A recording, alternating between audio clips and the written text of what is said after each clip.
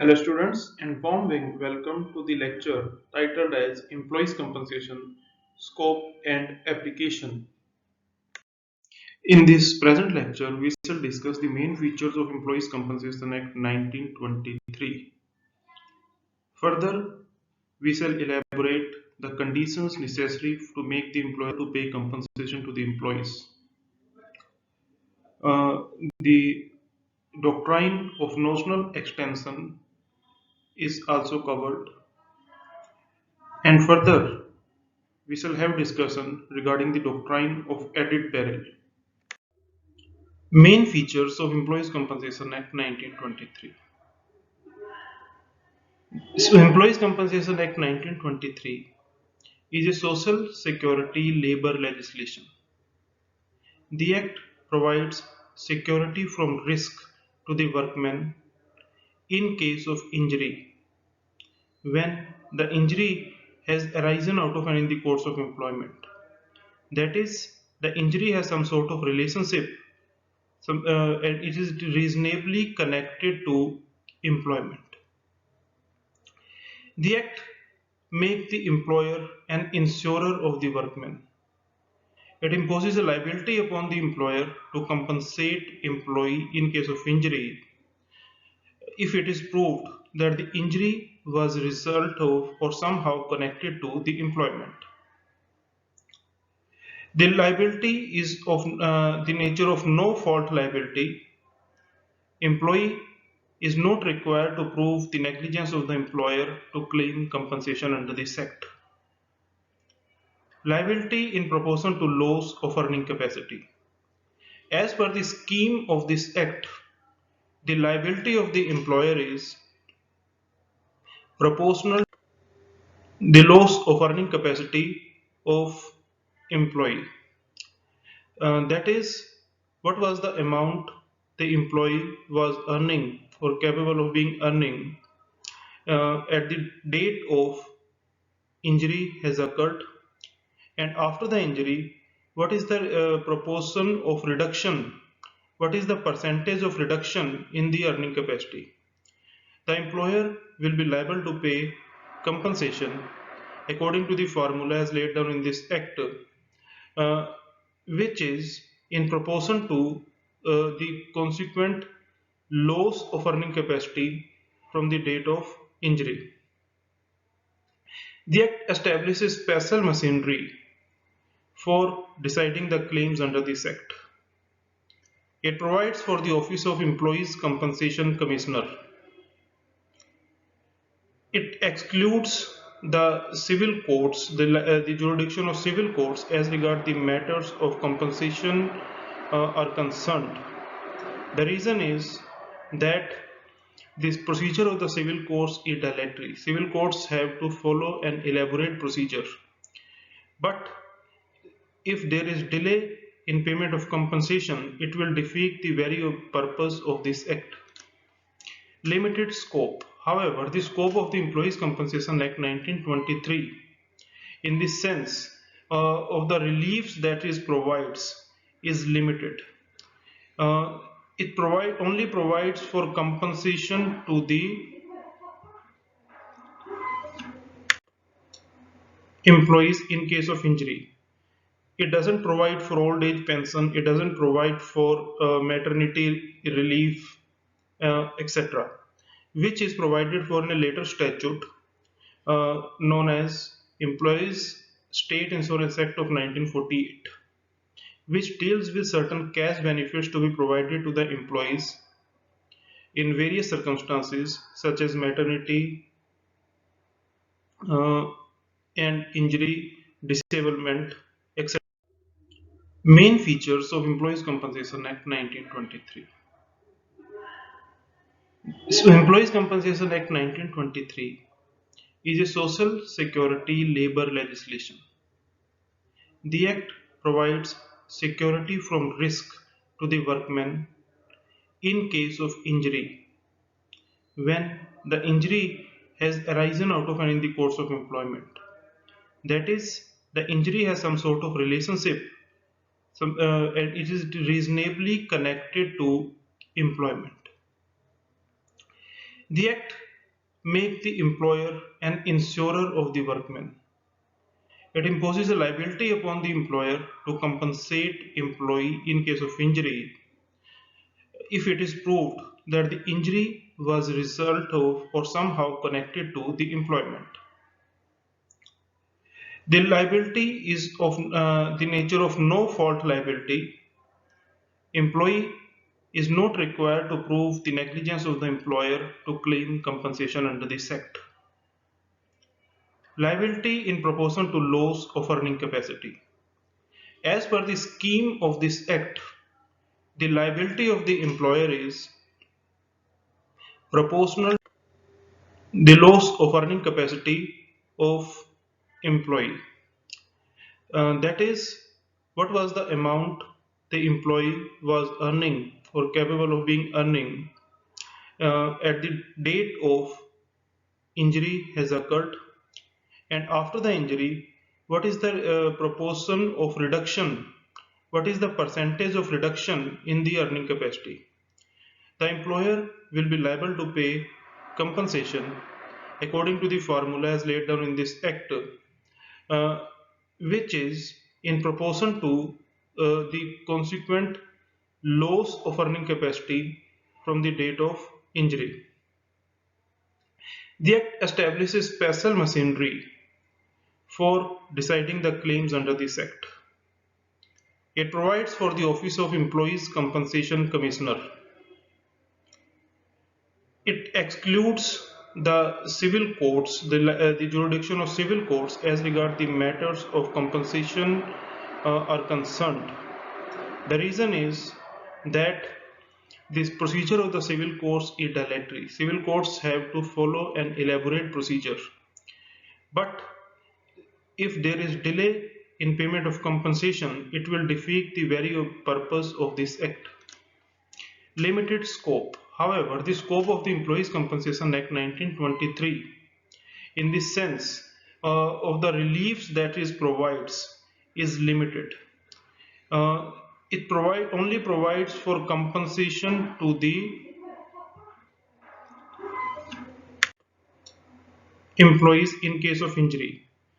It doesn't provide for old age pension, it doesn't provide for maternity relief, etc., which is provided for in a later statute known as Employees State Insurance Act of 1948, which deals with certain cash benefits to be provided to the employees in various circumstances such as maternity uh, and injury, disablement, etc. Main features of Employees Compensation Act 1923. So, Employees Compensation Act 1923 is a social security labor legislation. The Act provides security from risk to the workmen in case of injury when the injury has arisen out of and in the course of employment. That is, the injury has some sort of relationship and it is reasonably connected to employment. The Act makes the employer an insurer of the workman. It imposes a liability upon the employer to compensate employee in case of injury if it is proved that the injury was a result of or somehow connected to the employment. The liability is of the nature of no fault liability. Employee is not required to prove the negligence of the employer to claim compensation under this act. Liability in proportion to loss of earning capacity. As per the scheme of this act, the liability of the employer is proportional to the loss of earning capacity of employee.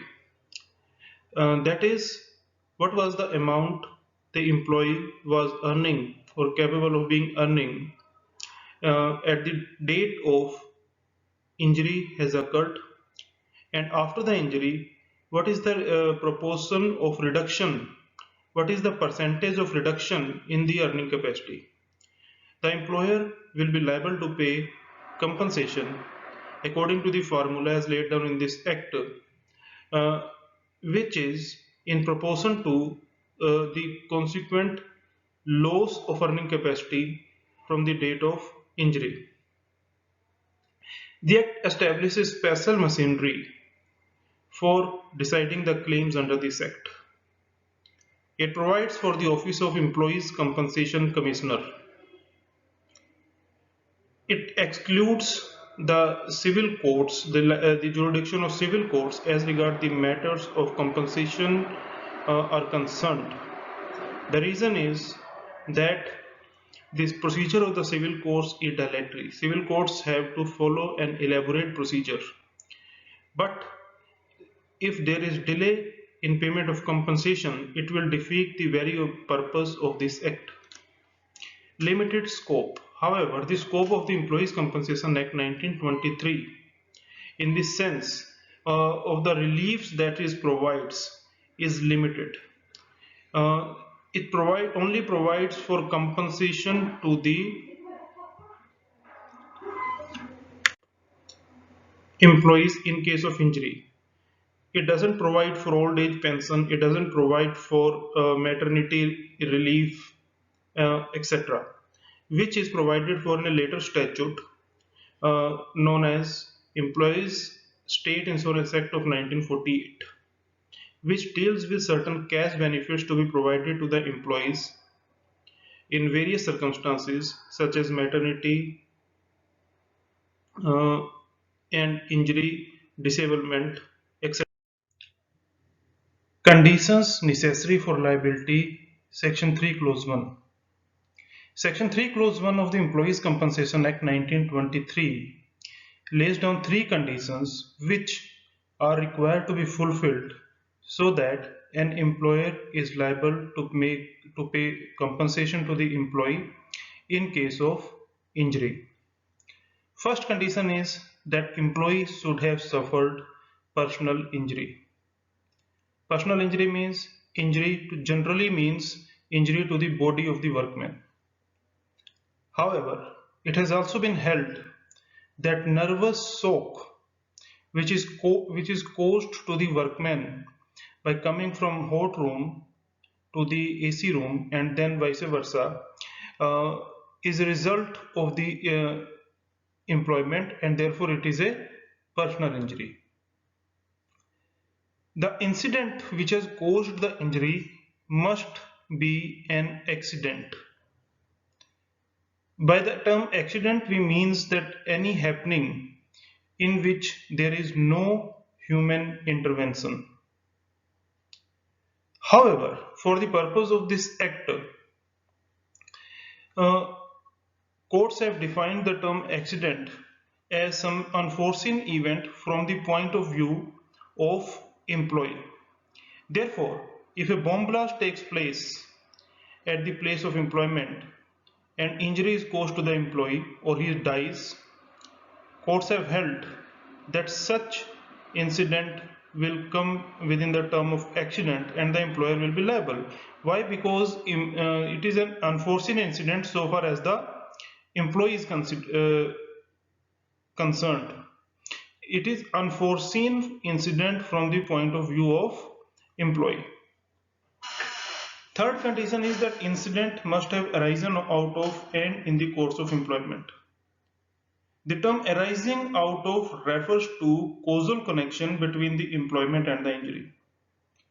It means that employment was the cause and injury was the effect. If such causal connection between employment and injury is proved, then we will say that injury has arisen out of employment. The term in the course of employment refers to time and place of employment. The injury should have occurred in order to make employer liable within the premises and during the period of employment, or it should be very close and proximate in time and place to the employment. There are certain diseases which are peculiar to a particular employment. Workers who are working in that particular employment and doing a particular job are most likely to get infected by that particular disease. So, Employees Compensation Act includes occupational disease in the definition of personal injury. That is occupational disease, any disease which is peculiar to the employment and the employee who has worked for at least 6 months in the employment has contracted that particular disease is entitled to compensation under this act if he has um, if he has infected by that particular disease. The list of occupational diseases has been given in the schedule of this act. Doctrine of notional extension of premises is an interpretation given to the expression arising out of in the course of employment by the judiciary. This covers those situations where an employee is outside the place of employment but he is at the place which is reasonably connected with the employment. An employee may be at a place due to the employment. So, if an injury occurs to the workman at such place, whether or not he should be compensated by the employer or not, the answer to this question is yes, if the doctrine of notional extension of premises applies to such place. Generally, the doctrine is applied by courts when employee is coming from the place of employment and going from place of employment to his home, and he has reached such a place where he could not be but for the purpose of employment. General Manager Best versus Mrs. Agnes, AR 1964 SC 193 is an interesting case related to the doctrine of notional extension of premises. Now, what happened in this case? That there was an employee of Best, that is Bombay State-run Road Transport Corporation. He met with an accident when he was traveling by the bus after finishing his job and going to home. The rules of the Best provided that employee could travel in the bus, any of the bus of the fleet of the Best, after he has finished his employment. Although he could not sit, if he takes seat, he will have to pay the fare. Otherwise, he could travel without paying the fare. Question before the court was, what is this whether the bus of the transport corporation in which the person who is injured is himself a driver comes within the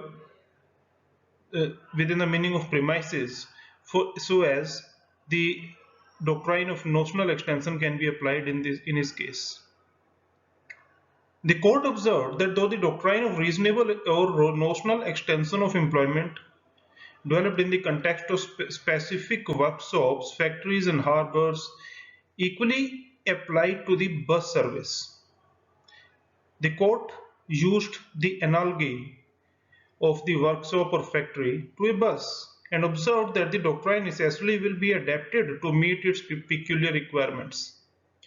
While in the case of factory, the premises of the employer which gives ingress or egress to the factory is limited one, in the case of city road transport service, the entire fleet of buses forming the service would be premises, and hence the doctrine of notional extension shall apply in such case.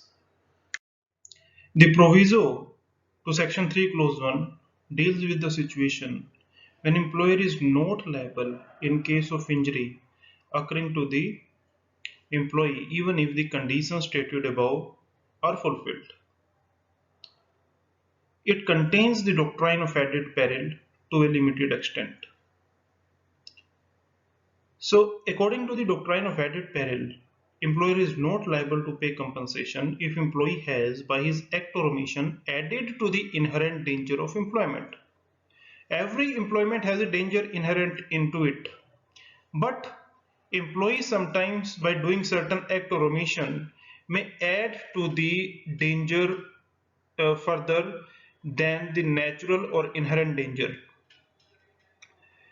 So the logically the employer should not be liable to compensate the workman in such case. The doctrine is to a limited extent applied in the proviso to section 3 clause 1 of Employees Compensation Act. It says that employee is not liable in respect of employer is not liable in respect of any injury which does not result in the death caused by accident which is directly attributable to number one, the workman having been at the time thereof under the influence of drinks or drugs, willful disobedience of the workman to an order expressly given to a rule expressly framed for the purpose of securing the safety of the workman, or willful removal or disregard of the workman of any safety guard or other device which he knew to have been provided for the purpose of securing the safety of the workman. Now, one thing is to be noticed here that employer is not liable. Uh, Employer can take the defense only if the injury does not result in the death or permanent disablement. So these defenses can be taken only in case of partial disablement. Willful disobedience here means that employer should have may expressly ordered the employee to take precautions, and employee should have willfully defaulted. So if mere some commands are written on a wall, that will not be sufficient. What is required is that employers should command the employee to take the precautionary measures, and he should have denied, expressly denied to take that measures. So these are some of the references for more extensive study of the topic by the student himself or herself. Some of the questions for self-appraisal by the students are given in this slide.